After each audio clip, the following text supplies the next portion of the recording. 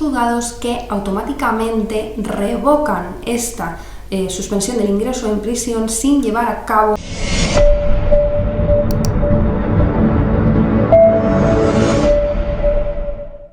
Hola a todos, me llamo Mónica Gil, soy abogada, bienvenidos un día más al Derecho Claro. En el vídeo de hoy vamos a ver qué es la revocación de la suspensión del ingreso en prisión y qué podemos hacer ante ello.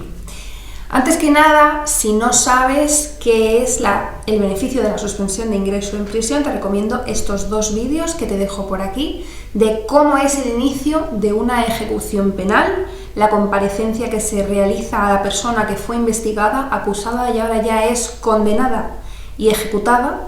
aunque suene muy mal, y también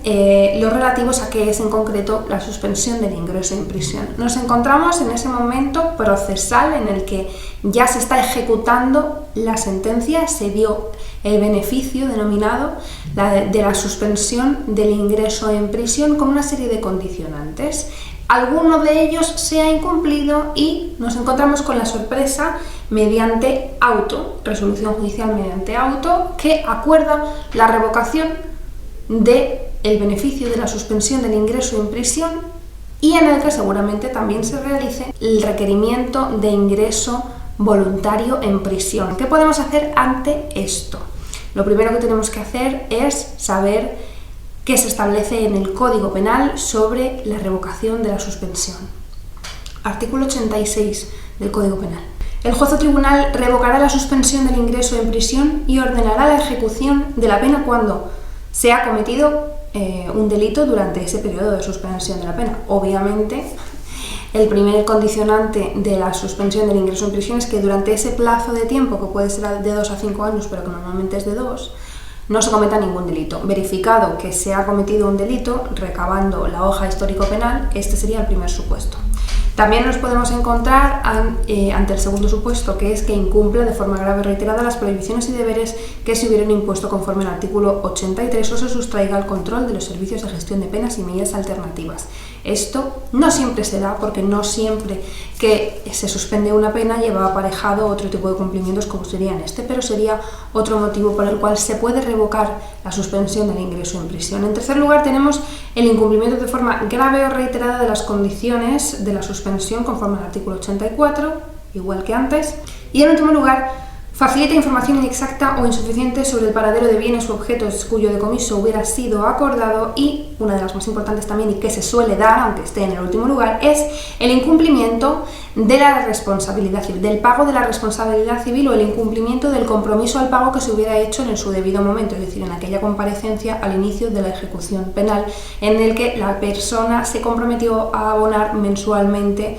100 euros o 50 euros o lo que se hubiera comprometido. Con la lectura de este principio del artículo 86 del Código Penal podríamos entender, cuando nos notifican un auto en el que se revoca la suspensión del ingreso en prisión, podríamos entender que el juez tiene razón porque efectivamente nuestro cliente ha incumplido, bien cometiendo un nuevo hecho delictivo, bien incumpliendo alguno de sus deberes o obligaciones o bien no asumiendo ese pago de responsabilidad civil al que se comprometió. Sin embargo, lo que tenemos que tener presente es que hay muchos juzgados que automáticamente revocan esta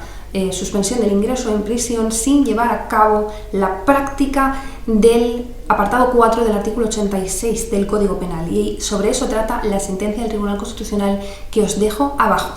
¿Qué es lo que dice el apartado 4 del artículo 86 del Código Penal? Pues que en todo caso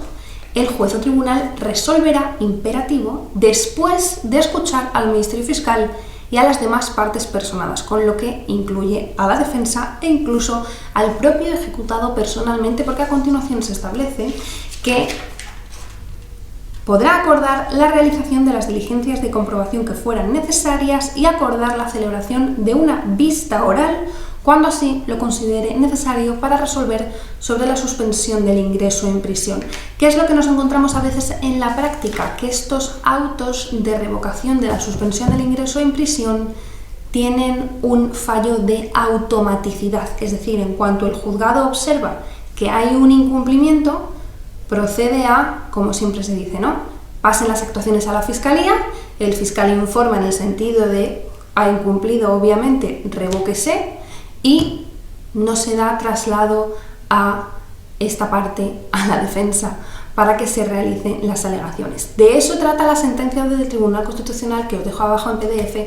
para que os la podáis descargar. ¿Qué podemos hacer contra este auto de revocación? Como os decía en el vídeo sobre los recursos, que si no os lo habéis visto también os lo dejo por ahí, esto, al ser un auto, se podría interponer recurso de reforma contra el mismo, de apelación contra el Superior Audiencia Provincial o incluso en uno conjunto, reforma y subsidiario de apelación. En el caso de la sentencia del Tribunal Constitucional, que os dejo abajo por si os la queréis descargar, se trata de un incumplimiento de ese compromiso de pago respecto de la responsabilidad civil al que el ejecutado se compromete en esa primera comparecencia al inicio de la fase de la ejecución penal. En este caso concreto se trataba de 32 cuotas de 70 euros mensuales y una última de 40 euros. Entonces se le requirió al cumplimiento de la sentencia, se estableció y él firmó este compromiso de pago. Después, al ver que no cumplían, dice así: pase la presente causa al Ministerio Fiscal a fin de que informe en lo que a derecho proceda sobre la revocación del beneficio de la suspensión, y automáticamente después se dictó un auto en el que se acordaba la revocación del beneficio de la suspensión y la procedencia del cumplimiento de la pena de prisión, requiriéndole por tanto al ingreso en prisión. La defensa planteó recurso de reforma, recurso de apelación y los dos fueron desestimados. Por tanto, acudió al Tribunal Constitucional en demanda de amparo. ¿Y qué dice esta sentencia del Tribunal Constitucional? Pues que la audiencia constituye una exigencia constitucional ineludible que deriva directamente de la prohibición constitucional de indefensión, artículo 24.1 de la Constitución, siendo dicha exigencia tanto más relevante en un caso como en el presente, en lo que se dilucida es el cumplimiento efectivo de una pena de prisión que exige dar al penado la oportunidad de alegar en un procedimiento contradictorio y en igualdad de armas sobre la concurrencia de los requisitos establecidos en el Código Penal que se exige para la concesión del beneficio de la suspensión y las circunstancias personales que el órgano judicial debe ponderar en relación con los fines de la institución. Obviamente, si no le das la palabra a la parte, no puede alegar cuáles son sus circunstancias, con lo cual no creo que las sepa de oficio el juzgado.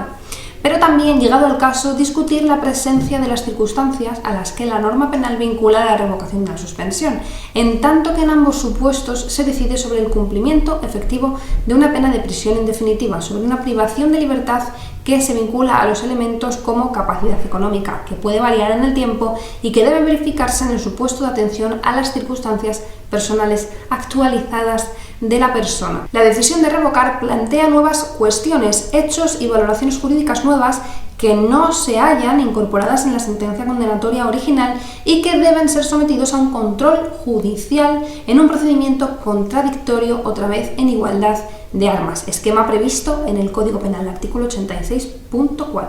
Se debe oír previamente al fiscal, como siempre se hace, y también a las demás partes. Incluso dice la celebración de una vista oral. Resulta indubitado que en el presente caso no se dio audiencia al recurrente y critica.